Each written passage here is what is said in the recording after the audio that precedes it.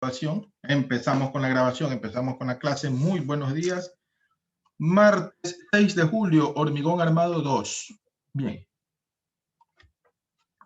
Para empezar, pues, hoy toca dar las primeras partes de lo que es el diseño sismo resistente, diseño sísmico, por lo cual vamos hoy a ver la parte teórica, la parte analítica, y ya la parte práctica con mediante el SAP lo hacemos en la siguiente clase, que sería el día viernes, ¿no? Entonces, antes de empezar, recuerda que hago una aclaración para los que de pronto me han preguntado sobre la tarea que han ido, el proyecto que lo han ido realizando. Aquí está. Profesor, disculpe. Nosotros en algún grupo me dijeron, profesor, disculpe, nosotros pues hemos sacado ya las reacciones y cómo sé de pronto si estoy bien o estoy mal. Mira aquí, por ejemplo, a nosotros nos salió 222 toneladas. 222 toneladas en reacción. Este número ya lo conocemos de memoria. ¿Qué sucede? Nuestra área completa de la casa, es de 178, donde por aquí está, 178.7 metros cuadrados. Saco la relación de un piso alto, porque esta casa solo tiene un piso alto, y ese factor debe estar entre 1.20, máximo 1.25. Ese factor de reacciones. Entonces, aquí van 222.88 toneladas, lo llevo, dividido para los 178.7. Mírelo ahí. Perdón. 222 dividido por 178 metros cuadrados me da 1.24 toneladas por metro cuadrado. Estoy dentro del rango 1.20 a 1.25. Eso es por piso alto. Entonces, el proyecto de su tarea también es de un piso alto. Todas las reacciones debe dividirlas, pues, para el área de la casa. Si no se encuentra en el factor se encuentra demasiado alto, significa que usted tiene un poquito sobredimensionado la estructura. ¿Ya? Estamos claros hasta ahí. Entonces, obviamente que no es una regla de oro, pero sí es un parámetro guía. Puede ser pues que usted haya calculado primero las reacciones y le salió. Después no le cumplió el análisis estructural en los diseños y tuvo que incrementar la estructura. También eso es permitido, puede suceder. Profesor, disculpe, ¿y cómo usted sabe los parámetros? Los parámetros, yo siempre lo recomiendo, cada profesional tiene sus propios parámetros.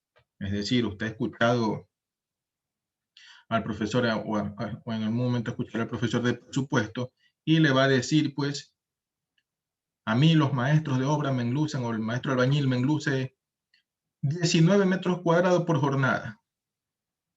Otro profesor, de pronto usted ve con otra materia, con otro profesor, y le va a decir, no, el rendimiento aquí es 24. Entonces, ¿cuál profesor está bien? Le diría que ambos. Y si usted lleva trabajando años en la construcción, usted va a tener su propio número de rendimiento.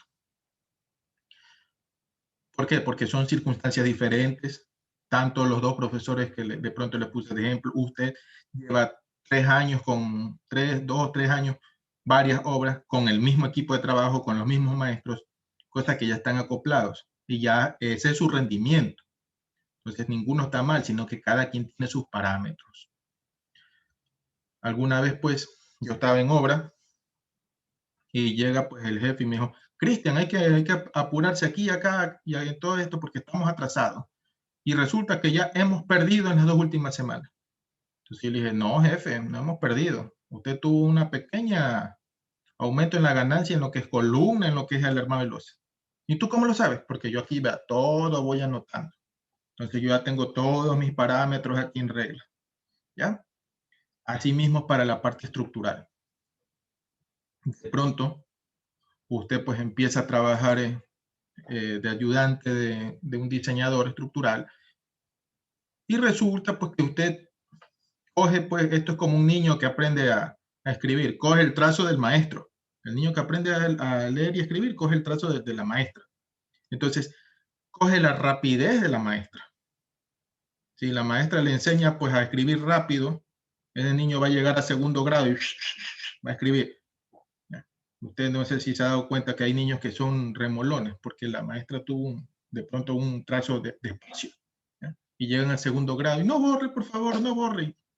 ¿Ya? Lo mismo ocurre aquí. Trabaja de ayudante, va a tener, aquí no su propio trazo, va a tener sus propias secciones de prediseño, y en base a eso va a sacar parámetros. Es decir, a mí, los que a mí me dan, según mis dimensiones, son de 1.20 a 1.25.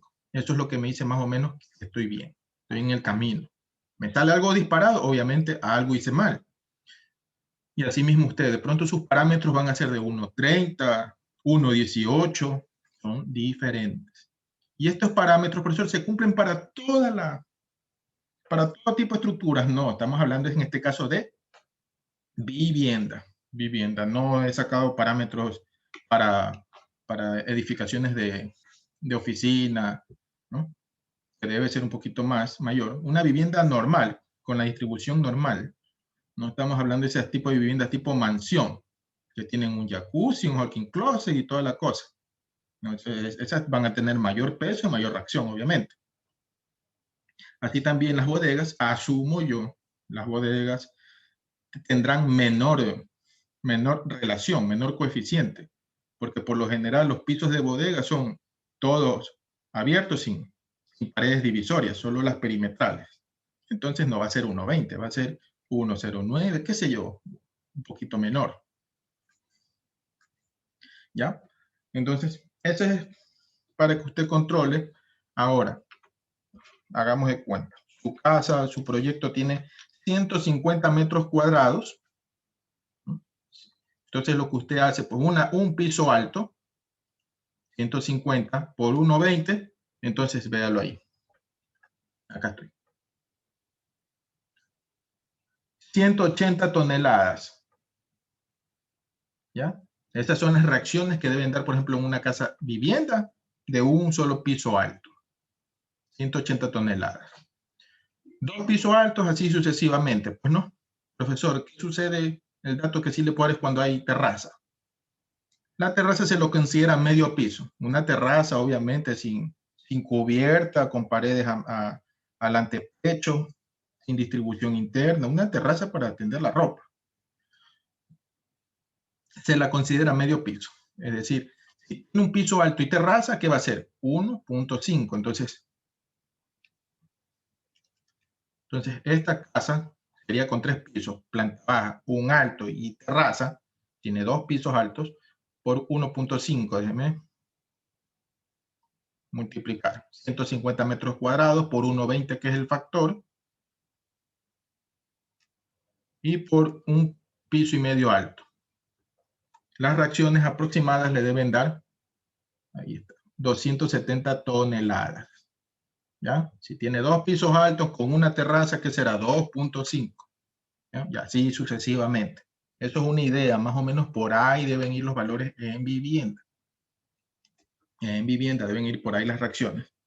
No es en oficina ni nada por el estilo. ¿Ya? Ahora sí, después de esa aclaración, obviamente, pues, ¿por qué le enseño ahorita? Para que usted, pues, no cuadre la tarea. Ve, esto tiene que salir, tómala y pone nomás para que salga el valor ahí exactito. No se trata de cuadrar. Se trata de comprobar. Ahora sí, usted con su tarea puede comprobar ya las reacciones. Se hizo lo mismo que en clase con una vivienda diferente. Esa relación le debe salir. ¿Ya? Vamos con la clase de hoy, diseño sismo resistente. Para no tener tantos archivos abiertos, por favor. Voy a de las reacciones. En un momento el cortante basal, que ya lo voy a explicar, necesita el peso de la estructura, carga muerta. Todo lo que es carga muerta. El reglamento dice carga muerta, no dice carga viva.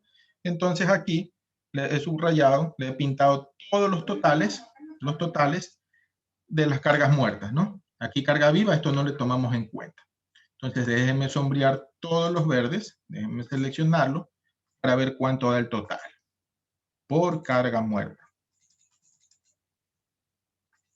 Mírelo aquí, 178.178 toneladas. Entonces nos vamos con 180 toneladas por carga muerta. Listo, un número general redondo para no causar mayor problema. Téngalo aparte ahí, 180 toneladas por carga muerta, por reacciones.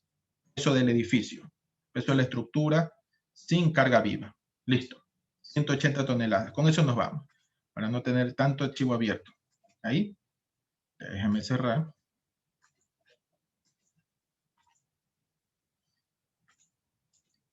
Bien, otro preámbulo que necesitamos es el tipo de suelo. Aquí, pues, obviamente que este es de la clase de cimentación. Tenemos un estudio de suelo. Pero aquí la NEC nos dice, pues, cuál es para el diseño del espectro, de la definición del espectro, nos piden un tipo de suelo dominante, es decir, el que tenga mayor cantidad de elementos en altura de estrato, en dimensión de estrato. Nos damos cuenta que con este estudio de suelo, todas las capas, al menos hay hasta 10 metros y medio, 10.5 metros de profundidad, y todas son arcilla. Es decir, este tipo de suelo va a ser arcilloso. Diferentes en cada estrato, eso sí, diferentes tipos de arcilla. La capacidad de la compresión, el Q sub U, aquí están las unidades, 0.48 kilogramos por centímetro cuadrado, 0.65, es decir, 4.8 toneladas por metro cuadrado. Esto es lo que se trabaja, esto es lo que se necesita, el promedio para trabajar con la cohesión y a su vez con los factores de seguridad, la fórmula de Tersaghi y encontrar la capacidad admisible.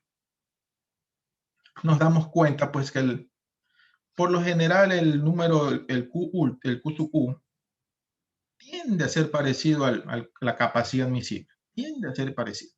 Entonces, así nomás esquemáticamente, no voy a entrar en tanto detalle. Este es el suelo típico de la ciudad de Guayaquil. Este es un promedio típico. La ciudad de Guayaquil, en la mayoría de sectores, el promedio de arcilla es de capacidad admisible, en el sector de arcillas, 5.5 toneladas por metro cuadrado. Asimismo, ¿cómo usted obtuvo, profesor? Donde yo trabajaba, pues llegaban los diseños, era estudiante yo, llegaban los diseños estructurales, llegaban los estudios de suelo, y yo lo que hacía era ir recopilando todos los estudios de suelo. Entonces tuve mi propia zonificación, cosa que cuando llega un trabajo, yo ya tengo ya casi que la certeza de conocer, de por lo menos adelantar el trabajo y saber, pues, qué capacidad admisible ponerle, hasta que posteriormente lleguen los estudios de suelo que demoran a veces un poquito, pero ya uno va avanzando en el trabajo. Entonces, le decía yo, Guayaquil geológicamente en términos generales, no me voy a detallar toda la geología ni nada por el estilo, en términos generales, de la 9 de octubre hacia el sur, era estero. Ha sido rellenado con el tiempo. Ha ido creciendo la ciudad y conforme ha ido creciendo hacia el sur, fue rellenado. En todo lo que es Barrio Centenario, Almendros, Barrio del Seguro, Guasmo, el promedio es 5.5. En cambio, en la zona de Portete, hay suelos, también el promedio va por los 5, pero sí hay zonas, pues, en las que el suelo es demasiado blando. Hay capacidades hasta de 2. ¿no? Sí, profesor, yo conozco un lugar donde daba 6. Claro, en términos generales le estoy diciendo.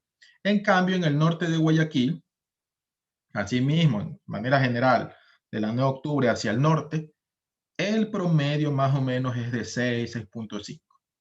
No estoy contabilizando ni contando las zonas rocosas de Urdesa, de San Felipe, ni nada por el estilo. Suelos arcillosos, a eso me estoy refiriendo. Bien, entonces el tipo de suelo que estamos eligiendo aquí va a ser arcilla, ¿ya? Arcilla. Listo. Ahí está la clase de plinto, si usted ve. Está la introducción, pero eso en el otro parcial. Solo aquí necesitamos el estudio de suelo.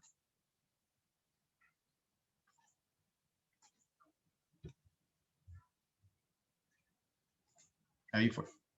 Bien. Ahora sí, nos vamos pues con la construcción del espectro.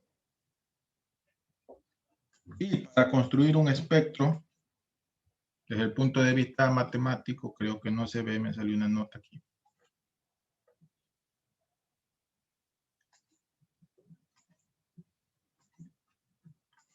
Ahí fue.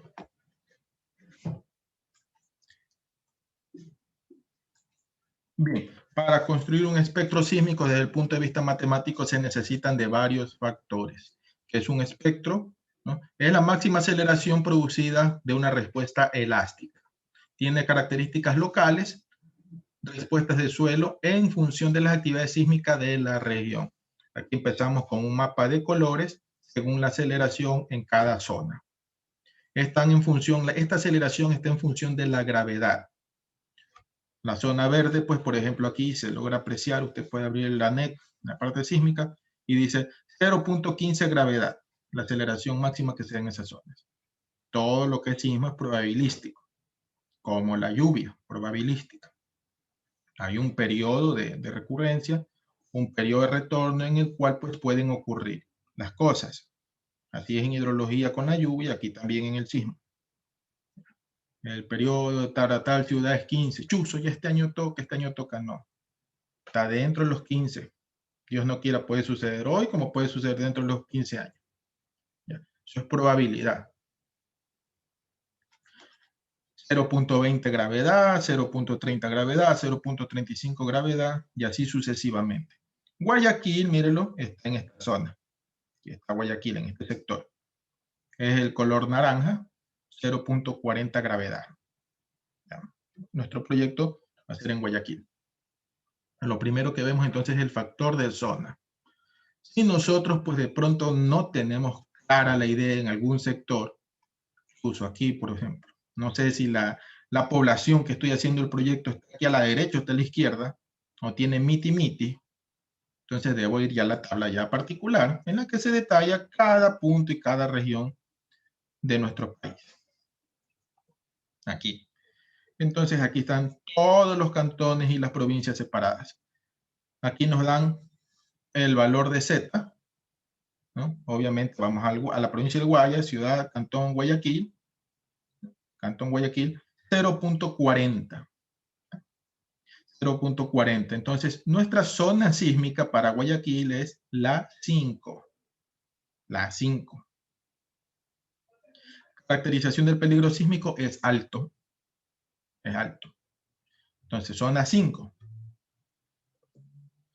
Acá, los tipos de suelo, A, B, C, D, E, F. En la mayoría, pues habla de las rocas, en algunos habla de arena, y nuestra capa predominante vemos que dado en el estudio de suelo que es arcilla. Entonces, aquí dice perfil E, ¿no? Perfil de suelo rígido que cumple el criterio de velocidad, esto más está basado en rocas, perfil E. Perfil que cumple el criterio de velocidad de la onda, de cortante O. Como que no nos dice nada todavía. Acá, perfil que contiene un espesor total H mayor a 3 metros de arcillas blandas. Mayor a 3 metros. Nuestro estrato de arcillas era de 10 metros. 10 metros y medio. Entonces, nuestro perfil de suelo es E. ¿Ya? Perfil de suelo E. Continúo. Zona 5, perfil E. Coeficiente de importancia. Bien. A ver, aquí nosotros definimos matemáticamente dos espectros, dos gráficas matemáticas. La primera es la elástica. Ese espectro, esta gráfica, el espectro elástico, es en función de la región. Si está en Guayas, en Piquín, en Azuay. Es algo del sector, el espectro elástico. Una vez que se tiene el espectro elástico, esos valores son afectados por los diversos coeficientes propios de la estructura. Cada estructura tendrá sus coeficientes. Partimos de algo general en una zona, en una región, y de ahí pues van todos los coeficientes. Al ser afectado por cada uno de los coeficientes, entonces ese espectro elástico pasó a ser inelástico, propio de esa edificación. Cada edificación va a tener sus propios valores de espectro inelástico. ¿Ya, profesor? ¿Y el sismo no es el mismo para todos? Claro, ese es el espectro elástico. Es el mismo para todos. Pero hablemos de dos edificios vecinos. El uno es una, con todo el respeto, el uno es una casita de planta baja y el otro es una edificación de 5 pisos. Puede ser en el mismo lugar, va a ser el mismo lugar el sismo. Y resulta pues que no van a tener comportamiento igual. O sea, más afectado y más susto y más terror va a sentir la persona que vive en el 5º piso a la que está en la casa de planta baja. No va a sentir casi nada. Ve de temblor y no va a pasar mayor cosa. A estas alturas de su vida usted ya sabe, la persona que está en casa de una planta baja, ¿qué va a soportar la casita? Va a soportar solo la cubierta metálica de 16 kilogramos por metro cuadrado. Entonces, ya entonces va a estar tranquila. Muy diferente al susto, al que en algún momento todos pasamos, de estar en un piso alto, tercer piso, cuarto piso, la cosa cambia, ¿sí o no? Entonces, no es el mismo comportamiento y por eso son estos factores propios de cada edificación. Entonces, el primero que viene aquí es el coeficiente de importancia. Obviamente, aquí el valor mayor pues, es para este tipo de estructuras, hospitales, clínicas, centros de salud, emergencias sanitarias, instalaciones militares, bomberos, defensa civil, estacionamientos de vehículos, de aviones que atienden emergencias, torres de control, estructuras de telecomunicaciones y otros centros, estructuras que albergan equipos de generación y distribución eléctrica, tanques u otras estructuras utilizadas para el depósito de agua. 1.5. Estructuras de ocupación especial, museos, iglesias, escuelas, centros de educación o deportivos que albergan a más de 300 personas. Todas estructuras que albergan a más de 5.000 personas, edificios públicos que requieren operar continuamente. 1.3. Y todas las estructuras de edificación que no clasifican dentro de estas, el 1. Es decir, una vivienda, un edificio destinado a vivienda va a ser 1. ¿Qué significan estos coeficientes? Una mayorización, pero el criterio es, profesor, entonces para que mi casita sea más segura le pongo el 1.5. De poder se puede, pero le va a salir pues una superestructura. Para una vivienda pequeñita, una superestructura. Entonces todo eso tiene que ver con el factor económico. ¿Cuál es la diferencia con un hospital, ¿no? Con un estadio? Que tienen superestructuras. Y el concepto es que en un momento de catástrofe, estos edificios son los que no deben colapsar, porque tienen que atender a las personas. Los estadios tienen que ser abiertos para atender, albergar a las personas, los coliseos, en fin. ¿Ya? Para eso es el factor de importancia. ¿Ya? Factor de importancia en nuestro caso va a ser 1, vivienda. Continuamos.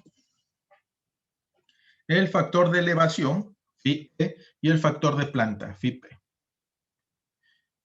El factor de elevación, en nuestro caso es 1, porque todas las alturas son semejantes o parecidas. En nuestro caso, planta baja es 3.06, planta alta es 3.06. Pero, profesor, ¿y si hubiese sido diferente, cojo otro FI? No necesariamente, dije parecidas o semejantes. Si la planta baja es 3.06 y la otra es 2.80, no va a haber mayor problema. 2.80, 2.80, 3.06 abajo, 2.80, 2.80, no va a haber mayor problema. O sea, aquí este FI de elevación indica cuando, por ejemplo, se tiene local comercial abajo. 4,5 metros de altura. De ahí viene pues un mezanine de lo mínimo, 2.70. Y de ahí vienen otros pisos de 2.80, 2.80, 2.80. Entonces, como que ahí va cambiando la cosa. ¿Ya? Hay una gran diferencia entre 4,5 metros de altura o 5 metros con respecto a las otras que tienen 2.80. ¿Ya? Entonces, ahí hay que analizar el FI de elevación. Cuando son semejantes los números por centímetros de diferencia, no va a haber mayor inconveniente, se le considera el número 1. Asimismo, cuando el factor de planta, cuando las plantas son semejantes, son iguales. Es decir, profesor, aquí la planta baja es un poquito más pequeña porque la planta alta tiene un volado de 1 metro. Apenita, 1 metro. Ya no cambia la forma. No es que la planta baja es un rectángulo y la planta alta es un trapecio más pequeño y van diferenciándose pues de forma. No, nada que ver. Entonces apenita también la diferencia. Pues. Imposible casi que en todas las casas tengan exactamente la misma planta. Se dan en pequeñas proporciones esto. Entonces, en pequeños casos. Entonces, el FI de planta es 1. para nuestro caso. Vamos con el factor de reducción. El factor de reducción es para el espectro inelástico. Y de todos los casos que hay, vamos analizando unos cuantos nomás y el que nos compete. Por ejemplo, acá. Por ejemplo, dice, para pórticos especiales sismo resistentes de hormigón armado con vigas descolgadas. O sea, vigas descolgadas. Por ahí sí. Este factor puede que nos convenga. Y con muros, y no dice O, y con muros estructurales de hormigón armado o diagonales rigidizadoras. Nosotros no tenemos muros, no tenemos todavía las diagonales rigidizadoras, entonces descartado. Siguiente, pórticos especiales, sismos resistentes de acero laminado, ¿ya? Descartado. Pórticos de acero laminado, no va. Laminado en caliente, sea con diagonales rigidizadoras o con muros estructurales, ¿ya? Pórticos con columnas de hormigón armado y vigas de acero. No tenemos vigas de acero, entonces descartado. Cuando hagamos en el otro parcial, la estructura mixta, que es de columnas de hormigón y tijerales metálicos, ahí como que conviene este. El R va a ser 8, ¿ya? Siguiente. Pórticos especiales sismo resistentes de hormigón armado con viga banda, con muros estructurales de hormigón armado. No soportan, nuestra estructura es soportada por columnas y vigas. No lo es. Siguiente dice pórticos especiales sismo resistentes de hormigón armados con vigas descolgadas. Eso sí. Entonces, este va a ser nuestro factor de reducción 8. Factor de reducción 8. ¿Ya? Continuamos. Yo lo llamo N, no me voy a entrar en controversia por el nombre de esta letra del alfabeto griego. N la llamo yo. ¿Ya? N. 1.8 para las provincias de las costas, sin contar Esmeraldas. 2.48 para las provincias de la Sierra, con Esmeraldas y Galápagos. 2.60 para las provincias del Oriente. Nosotros estamos el proyecto en Guayas, provincias de la costa, entonces va a ser el N1.8. Periodo, el coeficiente de amplificación del suelo, periodo FA, un factor, no es otra cosa pues, que buscar aquí como plano cartesiano. Factor, zona 5, nosotros, perfil E. El factor FA va a ser 1 para nuestro caso y nuestra zona. Siguiente, FD, el coeficiente de amplificación de ordenaje del espectro, zona 5, suelo E, 1.6. El FD va a ser 1.6. El FS, el comportamiento no lineal de los suelos, zona 5, suelo E va a ser 1.9. Ya tenemos el FA, FS y FD, 1.9. El espectro matemáticamente se divide en dos ramales, tiene dos ramales. Lo primero es una meseta, que no es otra cosa que una recta horizontal, una recta constante, la meseta del espectro, y sale pues con esta fórmula, N por Z por el FA. Va desde 0 hasta TC. Ya lo vamos a calcular, ese es el periodo límite. De ahí en adelante, de TC en adelante, en cambio la gráfica es una curva exponencial. NZ por FA y por el TC sobre el periodo, el valor independiente en X, elevado a la R, al factor de diseño elástico. Aquí estamos, ¿cuánto vale R? 1 para todos los tipos de suelos, a excepción del E. 1.5 para suelo tipo E. Nosotros somos tipo E. ¿Ya? Entonces, 1.5. Ese es el periodo límite, ya lo vamos a ver.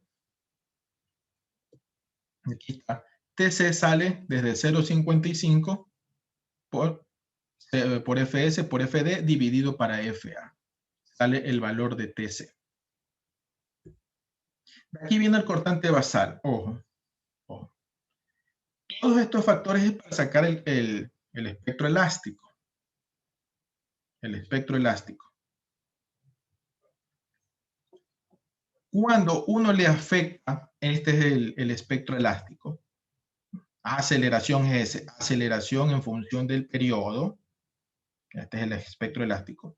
uno lo afecta por el factor de... Esto es de la zona, de la región, general para el Guayas, general para Guayaquil, el número que sacamos. Pero ya el propio de calificación, por el factor de importancia, reducción de plantas, de elevación. Ahí tenemos el espectro, en los valores del espectro inelástico. Inelástico. ¿Ya? Y a ese valor cogemos el máximo de todos los valores dependientes, el máximo, lo multiplicamos por el peso, en este caso eran 180 toneladas, nos va a dar el cortante basal. ¿Qué es el cortante basal? No es otra cosa pues que una fuerza dinámica horizontal, tanto en el sentido X como en el sentido Y, horizontales ambas.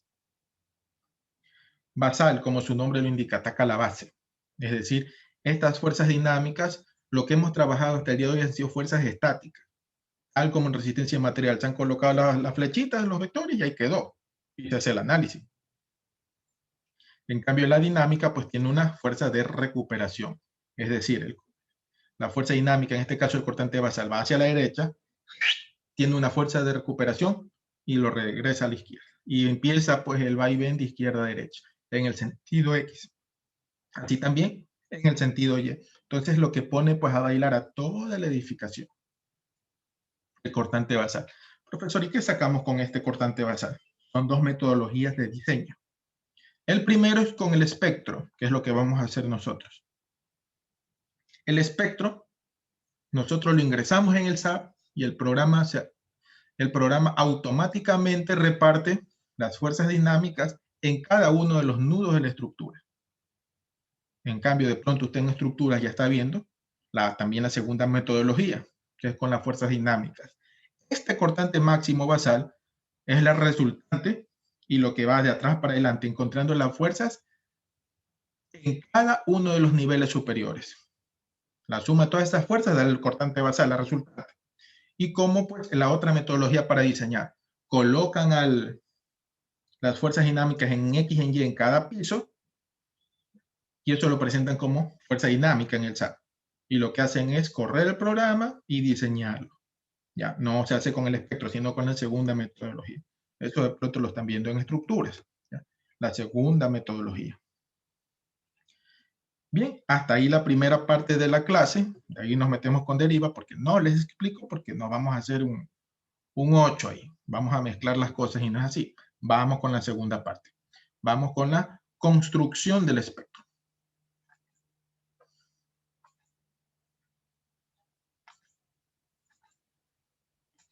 Aquí tengo el espectro, mírenlo.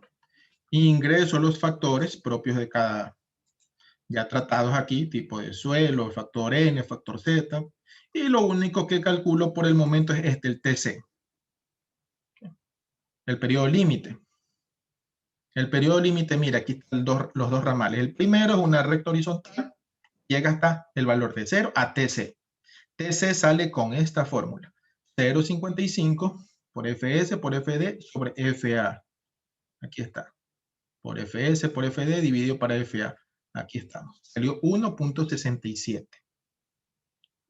De ahí en adelante, de 1.67 en adelante, trabajamos con esta curva exponencial. Entonces, acá tenemos nuestra tabla de valores, tal como en matemática elemental. Empiezo 0, 0.10, 0.20, 0.30, hasta 1.60. De ahí lo lógico tocaría 1.70. Bueno, nuestro TC es el punto de equilibrio, entonces aquí es 1.67. Y de ahí ya voy 1.70, 1.80, 1.90. Y conforme voy avanzando, pues ya se van abriendo los valores, ¿no? Acá ya se van abriendo los valores porque cada vez tiende pues aquí a disminuir estos numeritos. Entonces ya se van abriendo los valores hasta llegar aquí al periodo máximo que es 5. ¿Ya? Entonces aquí va con una fórmula, la de la constante. N por Z por FA. ¿Ya? Y de aquí en adelante el 1.70 va con esta fórmula de acá. ¿Ya? Con el de la potencia y toda la cosa. El valor independiente del periodo, el valor de la aceleración del espectro elástico, ¿eh? Es la gráfica aquí de color azul o celeste, elástico. Esto es de la zona, del cantón Guayaquil en este caso. Ahí vienen, pues, ahora sí. A este valor se le multiplica ¿quién? El factor de importancia, se lo divide para el FIE, FIP, reducción, y me da este valor de aquí, 0.09. Este es propio de la edificación. Propio de la edificación. Se vuelve, estos números son constantes, pues no. Déjeme hacerle aquí para que usted aprecie. Propios de la edificación, factor de importancia, FIE, FIP, reducción. Son características del edificio. Bien, entonces, con este es el que de inelástico debemos diseñar en el SAP. Lo diseñamos, pues, con este valor propio del edificio. ¿Ya? Ahí están los diversos. Entonces, esta es la gráfica color naranja. Bien, estos son los espectros. La otra metodología, el cortante basal. Cogemos el valor máximo del espectro inelástico, que no es otra cosa que este valor de aquí, 0.09. 0.09 es el valor máximo. Ahora sí, aceleración en función del periodo no es otra cosa que este 0.72. Si lo multiplico por el factor, por los datos hablados, me va a dar este de acá, el valor máximo, 0.9, el inelástico. ¿Ya? Ahora sí, cojo el máximo, que es 0.09, y lo multiplico por el peso. En este caso, déjenme ahí anotar, B igual, cortante basal,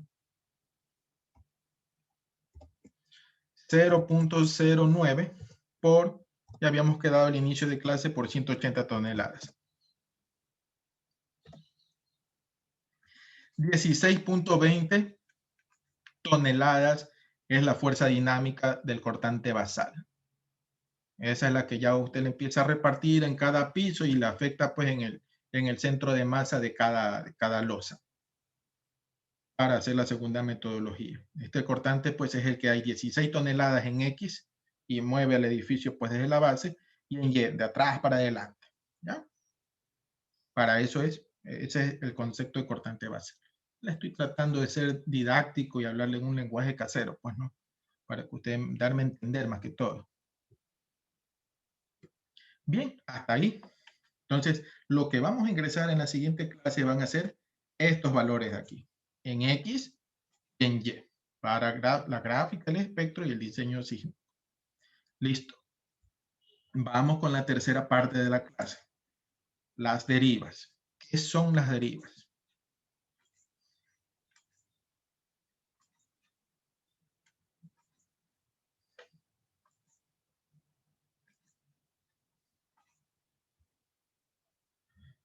Bien, para entender el concepto primero de derivas, lo que controlamos en un diseño sísmico, primero que ya nosotros hemos realizado un diseño estático, ya por prueba de escritorio, lo uno y lo otro ya no salió. Vamos ahora, diseño sísmico. Lo primero que uno controla aquí son los desplazamientos. Lo que nos va a dar el SAP, lo que nos va a dar el ETAP, serán los desplazamientos en cada uno de los nudos. Esta es, voy a hablar de esta columna. La columna aquí original es vertical. Y este va a ser mi eje de referencia, el eje vertical.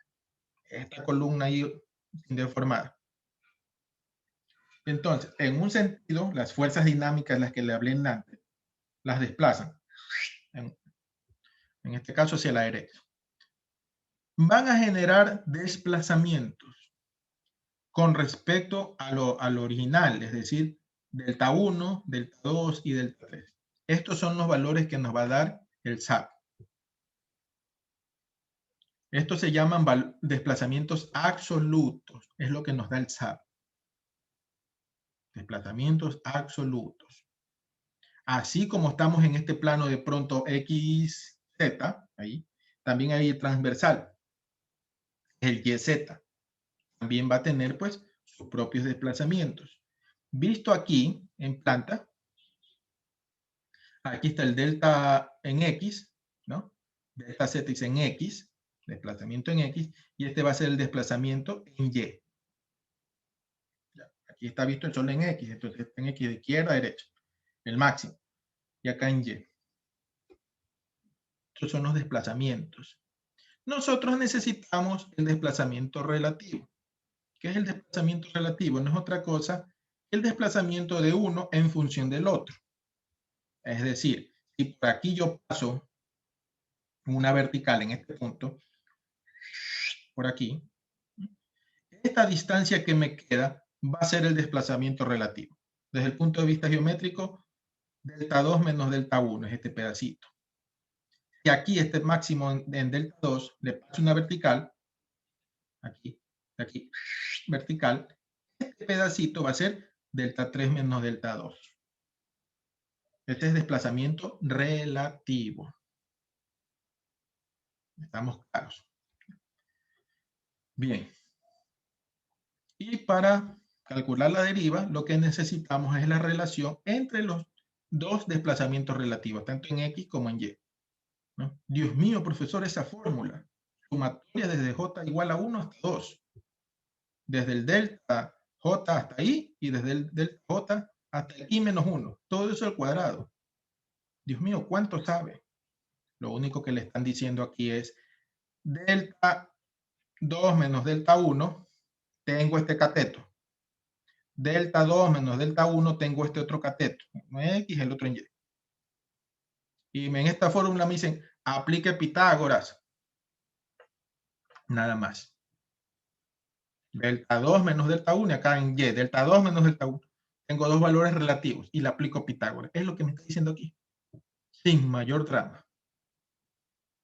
Entonces, la hipotenusa del lo llaman desplazamiento total. Es decir, que el punto original está aquí y cuando está desplazado en dos direcciones llega acá. Mira la estructura cómo se deforma. Llega hasta acá. Este es el desplazamiento total. No es otra cosa que Pitágoras entre los dos catetos. La hipotenusa. Bien, hasta ahí, ¿sí o no? Estamos claros. Vamos ahora con la deriva. La deriva, aquí de una vez antes de ir al concepto. La deriva no es otra cosa que una pendiente matemática. ¿Cómo se saca la pendiente? Y2 menos Y1 dividido para X2 menos X1. Siempre va a ser esa pendiente en matemática con respecto a la horizontal, ¿sí o no? Si yo tengo pues una línea inclinada, la pendiente me va a ayudar con el ángulo y la distorsión con respecto a esta horizontal, la inclinada. ¿Sí o no? Entonces, Y2 menos Y1. ¿Qué pasa? Vamos a determinar una pendiente matemática. Pero ya no va a ser con respecto a la horizontal, va a ser con respecto a la vertical. ¿Ya? Aquí hay una pendiente matemática. A ver, ya no va a ser con este ángulo, donde tengo mi cursor, no. Va a ser con este ángulo. La pendiente es Y2 menos Y1. ¿Cuál va a ser Y ahora? Esta distancia de aquí. ¿Sí o no? Aquí, si voy a hablar acá mejor. Voy a hablar de esta pendiente, la pendiente de esta con respecto a esta original, a esta vertical. ¿Cuál va a ser el ángulo matemático en referencia? Este ángulo de aquí. Este ángulo. Entonces, ¿cuál va a ser Y2 menos Y1? Delta 2 menos delta 1. Los desplazamientos relativos. Sobre X2 menos X1. ¿Cuál va a ser X2 menos X1? De aquí hasta acá. La altura del piso. No hay mayor drama. Desplazamiento mayor menos menor sobre altura de piso. No, profesor, es que ese no es Y, no, que le estoy de referencia es la vertical. Ojo, no es la horizontal como en matemática hemos venido acostumbrados desde el colegio. Aquí es la vertical. Entonces, ahora sí vamos. Mírelo ahí. Eso es una deriva, una pendiente matemática. Entonces viene y dice las derivas, los límites permisibles para las derivas de los pisos. La deriva máxima para cualquier piso no excederá los límites de derivas inelásticas. Nos está diciendo, diseñe con el espectro inelástico. Dice, establecidos en la siguiente tabla, en la cual la deriva máxima se expresa como un porcentaje de la altura de piso. Dios mío, profesor, es un porcentaje. Es que está diciendo ahí. Aquí está la formulita. Pendiente igual Y2 menos Y1, X2 menos X1. Pendiente, ¿qué es? La deriva. Y2 menos Y1, ¿qué es? El desplazamiento 2 menos desplazamiento 1. X2 menos X1, la altura. Y lo que me está diciendo aquí es un porcentaje de la altura. De esta fórmula solo me dice despeje Y2 menos Y1. La altura está dividiendo, pásela a multiplicar. Aquí está. La frasecita que está acá toda adornada gramaticalmente. Ese es esto de aquí. ¿Ya? Desplazamiento 2 menos desplazamiento 1. Entonces, deriva para hormigón armado, estructuras metálicas y de madera, 2%, 0.02. Para estructura de mampostería armada, 0.01. Entonces, en nuestro caso es 0.02. 0.02, la altura es 3.06 metros, llevada a centímetros es 306 centímetros. Y2 menos Y1, el 306 pasa a multiplicar, es 6.12 centímetros. Entonces, ¿qué es lo que hacemos en el SAP o en el ETAPS? Encontrar los desplazamientos. Los puntos, los nudos que son relacionados se encuentran en el desplazamiento relativo, mayor menos menor. Y esa relación no debe exceder a 6.12. 6.12, ¿estamos claros? Despejadito el asunto, pero espero haberme dado a entender de la manera más didáctica y con un lenguaje casero y cristiano. Vamos a la parte de los resultados. Ojo que la práctica la vamos a hacer el día viernes, pero me voy de una vez con los resultados para que me comprendan. Esto es lo que debe salir. Cogemos un pórtico, lo ideal es coger todos los pórticos en todas las direcciones. No, todos los pórticos en una dirección nomás. Plano X, Z. Porque en sí ya están ambos desplazamientos en X y Y. Bien. Ahí. ¿Qué significa? Que para controlar derivas, mira aquí le sacaba el nudo, la etiqueta, el label de cada nudo, 25 con 26. Y lo pinté aquí de amarillo, para no marearme, con colorcito. El primero en marearse después soy yo, entonces míralo ahí. El 26 con el 53, acá está el 53, también amarillo, están los tres relacionados. 27 con 28, de celestito. 28 con 54, también de celestito. 29-30 con 55 de verde y el 31-32 con 56 de rojo. Me manejo con colorcito para evitar cualquier cosa.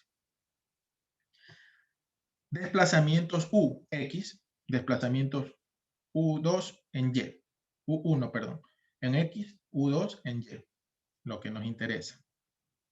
Entonces, 25 con 26 no hacemos otra cosa que este valor de aquí, el 1, ¿no? Perdón, 26 menos 25. Aquí tengo un primer valor. Desplazamiento relativo en X, todo estoy en metros. Este de acá, U2, el 26 menos el 25, me da en Y. Así mismo voy acá. El 53, ¿con quién sería? Con el 26. 53 menos 26 me da lo de aquí, en X. 53 menos el 26 me da acá desplazamiento en Y. Estos son los desplazamientos relativos. ¿Qué hago en la siguiente? Le aplico Pitágoras a estos dos valores. Al cuadrado, se suman, raíz cuadrada, Pitágoras. Todo esto está en metros y lo que hago es multiplicarlo por 100. Me da pues el control para derivas 0.022. ¿Cuánto no debe exceder? 6.12. Es decir, ni cosquillas. Controlamos derivas, ahora sí está todo ok. ¿Ya? Está todo ok. Profesor, ¿qué pasa si supera el 6.12? Bueno, toca rigidizar la estructura. Una, o haciendo más grandes las columnas, a ver si cumple, más anchas las columnas de sección, o poniéndole ya pues los aisladores en diagonal, según el fabricante de cada tipo de aislador.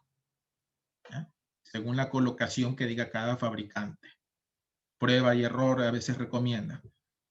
En diagonales, 2 abajo empiece y después 1 arriba, hágalo simétrico. Bueno, cada productor de estos elementos tiene sus propias recomendaciones. Entonces, como aquí no salió, no superó el 6.12 centímetros, está ok. Y le damos ya clic nuevamente en diseñar y creo que no nos va a dar mayor, va a seguir siendo, me atrevo a decir que va a seguir siendo a cero mínimo, lo que no salió, en algo diferencia, en algo incrementa, pero no es mayor cosa. Estamos, diseño sísmico realizado, ¿ya? El día viernes vamos con la práctica. Hasta ahí. Pasamos pues a la zona de preguntas. Déjenme detener la grabación para empezar.